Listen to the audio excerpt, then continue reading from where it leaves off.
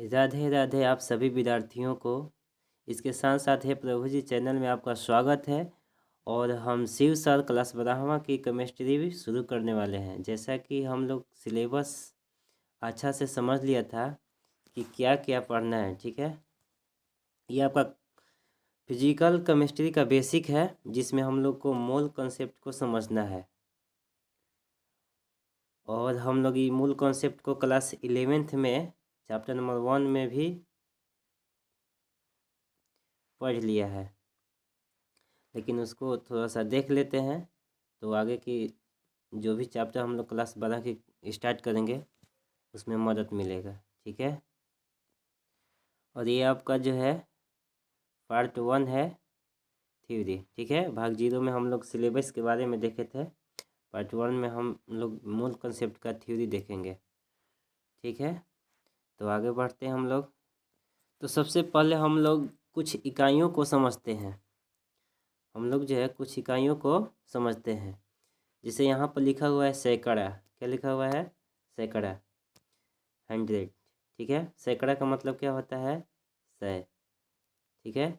सहस्त्र का मतलब कितना होता है? 1000, ठीक है। दर्जन का मतलब क्या होता है? 12, मतलब एक दर्जन में आपको 12, एक सैकड़ा में 100, एक सहस्त्र में 1000। और एक कोड़ी का मतलब होता है कोई 20 वस्तुएं, 20 वस्तुएं। अब यहाँ पर एक बात समझिएगा कि जिस प्रकार से एक सैकड़ा में 100 गो कोई भी चीज़ होगा, एक सहस्त्र में कितना होगा? 1000। एक दर्जन, हम कहेंगे कि एक दर्जन का मतलब, तो जैसे ही एक दर्जन कहेंगे तो आप क्या समझिएगा कि 12 गो कोई भी चीज़। एक दर्जन का मतलब ये हो गया कोई भी वस्तु 12 ठो। एक कोड़ी का मतलब हो गया कि कोई भी वस्तु 20 पीस, ठीक है, 20 पीस। उसी प्रकार से भी एक मोल होता है। एक मोल का मतलब क्या होता है कि 6.022 गुना 10 के पावर 23 वस्तुएं या कण, ठीक है। एक मोल का मतलब क्या हो गया? 6.022 गुना 10 के पावर 23 कण। अब कण हो जाएगा, परमाणु हो जाएगा, आयन हो जाएगा या अणु हो जाएगा, ठीक है। और ये जो एक मोल होता है ये एवोगाड्रो संख्या के क्या होता है? बराबर होता है। ध्यान रखिएगा, जिसको एवोगाड्रो संख्या को हम लोग Na से दर्शाते हैं या सूचित किया जाता है। अगर हम बोलेंगे कि एक मोल पेन, तो आपको समझ जाइएगा कि एक मोल पेन का मतलब हो गया कि 6.022 10 के पावर 23 कलम। लेकिन हम लोग वस्तु के लिए इसका यूज नहीं करते हैं, ठीक है। कोई भी चीज़ है, कोई जिसे मान एक मोल हम मांगेंगे तो इतना ही उत्पादन नहीं होता है पूरा इस पृथ्वी पर कि एक मोल इतना कलम आ जाएगा, ठीक है। इसको हम लोग यूज करते हैं कण के लिए, ठीक है। कण जो होगा परमाणु हो सकता है, आयन हो सकता है या फिर अणु हो सकता है। यह अपने आप में एक बहुत बड़ा संख्या है, ठीक है। तो यहाँ पर आपको आगे यहाँ पर मिल जाएगा ये सब। यहाँ पर देखिए लिखा हुआ है, फिर से समझ लीजिए। एक सैकड़ा का मतलब क्या है? 100। एक सहस्त्र का मतलब 1000। एक दर्जन का मतलब 12, ठीक है, जिसको इंग्लिश में डोजन कहते हैं, 12 है। एक कोड़ी का मतलब 20। एक मोल का मतलब 6.022 गुना 10 के पावर 23 कण, ठीक है, कोई भी चीज़ हो गया। अब हम कहेंगे कि 2 मोल का मतलब, तो 2 मोल का मतलब 2 से गुना कीजिए। एक मोल का मतलब इतना, तो 2 से गुना कीजिएगा तो कितना अणु हो जाएगा, कितना कण हो जाएगा आपको? इतना हो जाएगा 12.044 गुना 10 के पावर 23 मोलिकुल हो जाएगा, यानी कि अणु हो जाएगा, ठीक है। तो इस प्रकार से हम लोग एक मोल की गणना करते हैं। जैसे कि हम लोग बोल देते हैं कि एक दर्जन में 12, उसी प्रकार एक मोल में कितना होगा? 6 याद रखिएगा, 6.022 गुना 10 के पावर 23 कण, ठीक है। तो हम लोग यहाँ से अब आगे बढ़ते हैं। देखिए, कोई भी चीज़ समझना है तो थोड़ा सा उसको ध्यान से समझिए और याद कीजिए। समझने से आपको, याद करने से और समझने से आगे जो है आप ही को फायदा होगा न्यूमेरिकल बनाने में।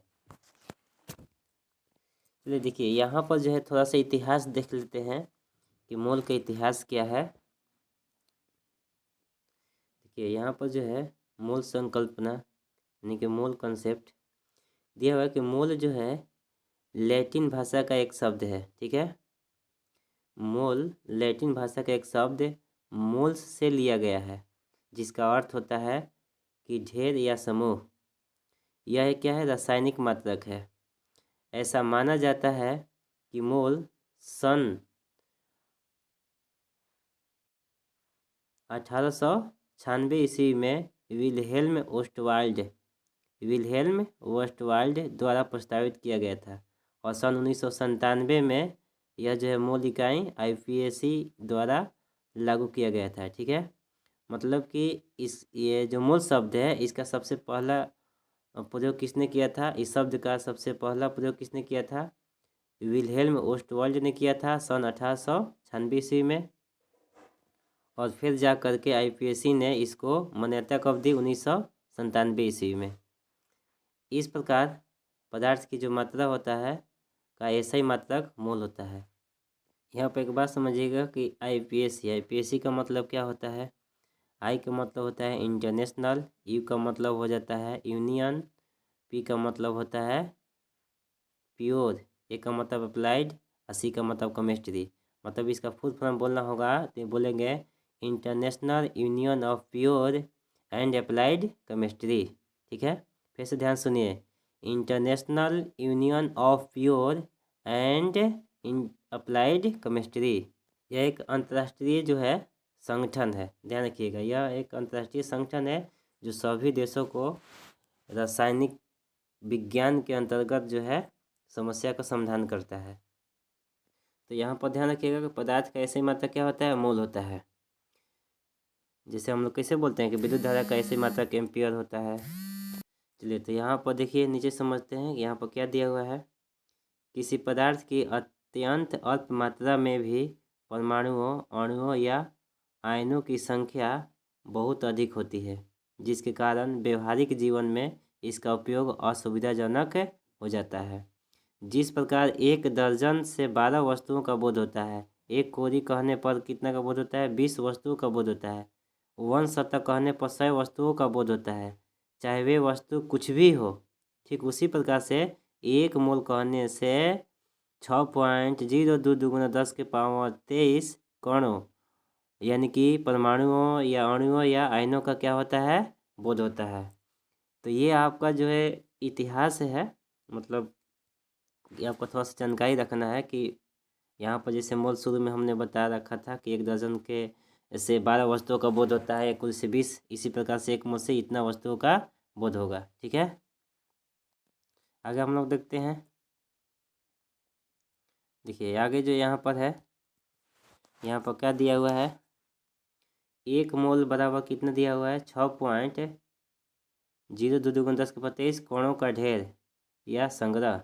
जैसे देखिए यहाँ पर समझाया हुआ है कि 1 मोल गेहूं का तात्पर्य है क्या होगा कि 6.02 दुगुना 10 के पावर 23 गेहूं के दाने। ठीक है, इसी प्रकार से 1 मोल जो यहाँ पर है कि अब परमाणु की हम बात करेंगे तो 1 मोल बराबर 6.02 दुगुना 10 के पावर 23 परमाणु। अणु का बात करेंगे तो उतना ही हो जाएगा, 1 मोल बराबर 6.02 दुगुना 10 के पावर 23 अणु। उसी प्रकार से आयन के लिए हो जाएगा। यहाँ पर एक शब्द दिया हुआ है कि ध्यान से देखिएगा, इस प्रकार से यहाँ दिया है पदार्थ जो है तत्व या यौगिक परमाणु, अणु या आयन में होंगे। ध्यान रखिएगा, इस प्रकार जो पदार्थ होंगे किस में होंगे, पदार्थ जो भी पदार्थ होगा उसमें क्या होंगे, परमाणु, अणु या आयन में ही होंगे। तो कणों की संख्या इतना भी क्रमशः परमाणु, अणु, आयन होंगे। कोई भी पदार्थ है अगर उसमें परमाणु है या अणु है या आयन है, ठीक है, तो उसमें कितनी संख्या का बोध कराएगा, इतना 6.02 दुगुना 10 के पावर 23 परमाणु, अणु या आयन।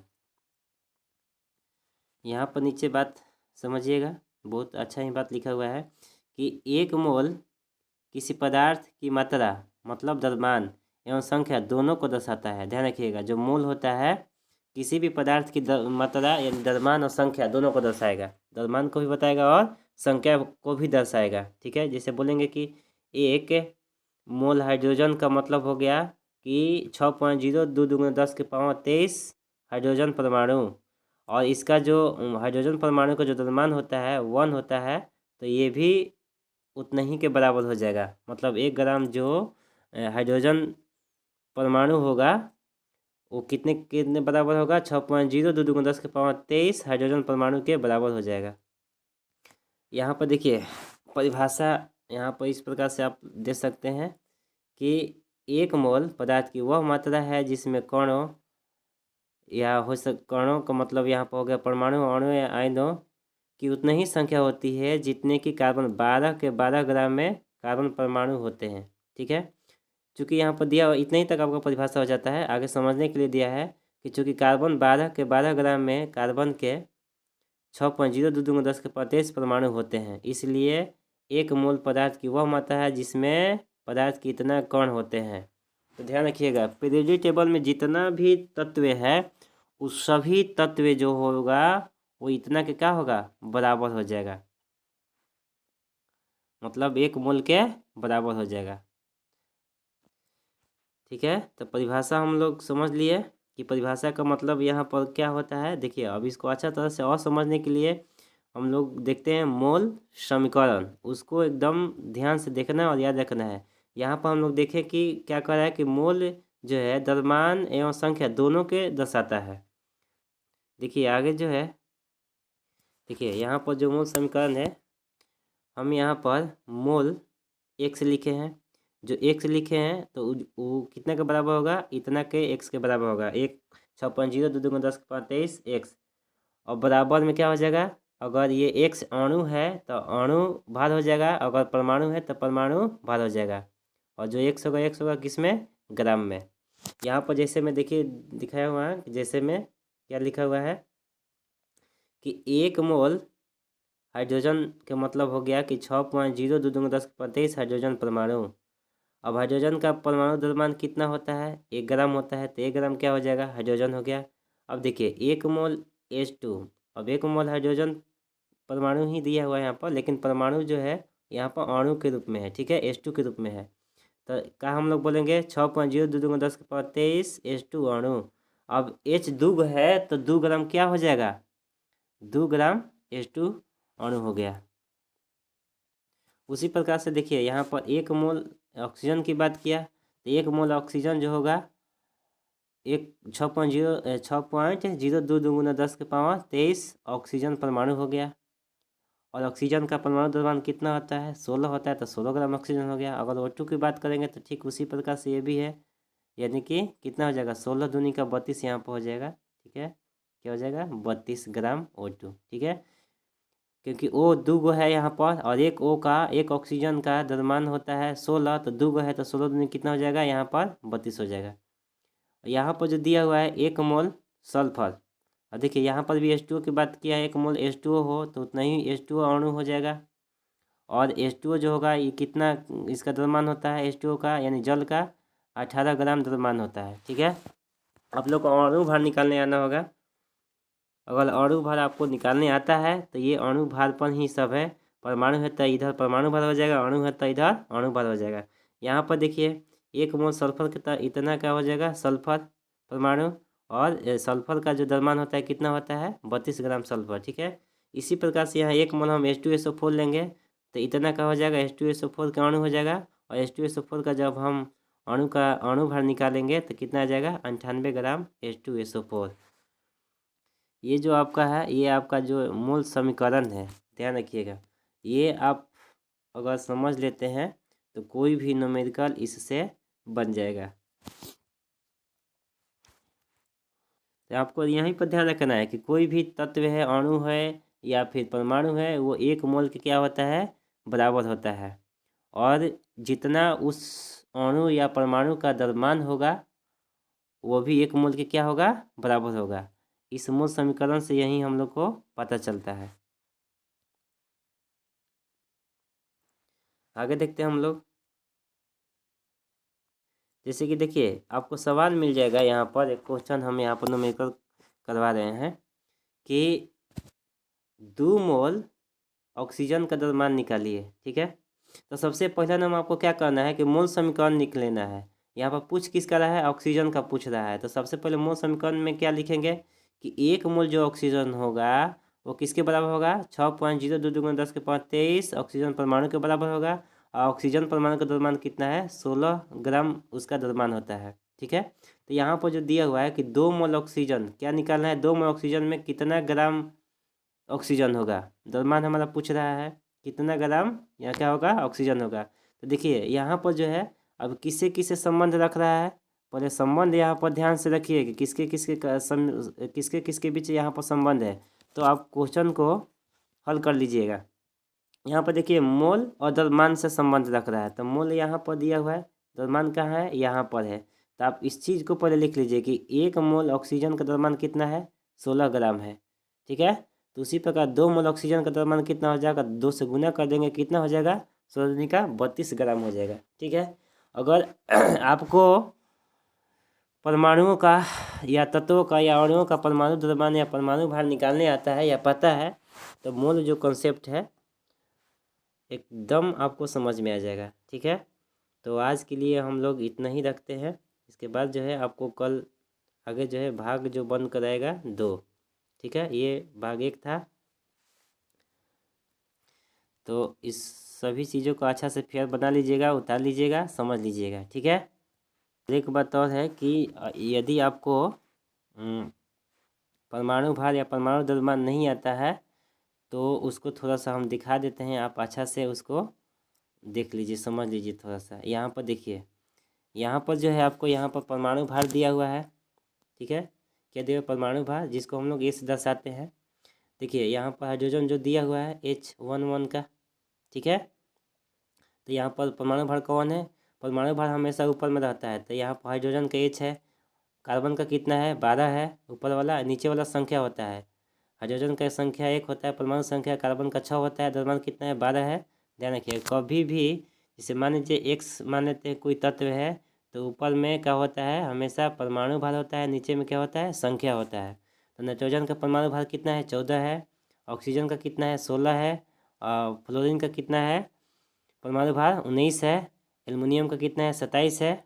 ठीक है, फॉस्फोरस का कितना है, 31 है। सल्फर का कितना है यहाँ पर, 32 है। क्लोरीन का कितना है परमाणु भार, तो 35.5 है। ठीक है, इसी प्रकार से इसको जो है आप लोग याद कर लीजिएगा, कम से कम इतना याद रखिएगा तो आपको कहीं भी किसी भी चीज़ में दिक्कत नहीं होगा। ठीक है, अच्छा देखिए ये परमाणु भार हो गया। अणु भार हम निकालते कैसे हैं, देखिए थोड़ा सा उसको बता देते हैं। देखिए अणु भार का दिमाग में रखिएगा, यहाँ पर सूत्र रखिएगा फॉर्मूला कि अणु भार बराबर होता है परमाणु भारों का योग। जैसे यहाँ पर देखा है कि मान लीजिए HCl का हमको अणु भार निकालना है, तो H का कितना होता है, अभी हमने बताया H का परमाणु भार 1 होता है। और क्लोरीन का कितना होता है, 35.5। तो दोनों का जोड़ दीजिए, अणु भार निकल जाएगा। देखिए 35 पॉइंट यहाँ पर 5 और +1 कितना हो जाएगा, 36 पॉइंट कितना आएगा, 5 हो जाएगा। हाँ, ये यहाँ पर यूनिट लिखे हैं AMU, मतलब एटॉमिक मास यूनिट होता है। ठीक है, NH3 का अणु भार निकालना है, तो N का कितना होता है परमाणु द्रव्यमान, 14, H का 1। और यहाँ पर देखिए H 3 गो है, तो 1 में 3 से गुना करेंगे तो 3 हो जाएगा। तो अब दोनों जोड़ देंगे, चूँकि अणु भार बराबर यहाँ पर सूत्र होता है परमाणु भारों का योगफल। तो 14 3 कितना हो जाएगा, 17 AMU। AMU का मतलब होगा एटॉमिक मास यूनिट। अब NaOH का अणु भार निकालना है, तो सोडियम का कितना होता है परमाणु भार, तो 23 हो गया। ऑक्सीजन का कितना होता है, 16। हाइड्रोजन का कितना होता है, तो 1। अब सभी को जोड़ देंगे तो अणु भार हमको निकल कर आ जाएगा। ठीक है, 40 हो जाएगा। इसी प्रकार से ये भी है, देखिए जल का कितना है, 18 है। और हाइड्रोजन चूँकि 1 है यहाँ पर, तो चूँकि यहाँ पर हाइड्रोजन, देखिए हाइड्रोजन का परमाणु भार 1 होता है, लेकिन यहाँ पर 2 है, तो कितना हो जाएगा, 2 × 1। ठीक है, ऑक्सीजन का 16 होता है, तो कितना हो जाएगा, 2 × 16 18 हो गया। इसी प्रकार से ये सब यहाँ पर निकला हुआ है। ठीक है, यहाँ पर आपको ये समझ में आना चाहिए कि हाइड्रोजन यहाँ पर है 2 गो है, सल्फर 1 है, ऑक्सीजन कितना है, 4 है। तो जितना जो रहेगा उतना से हम गुना कर देंगे। ठीक है,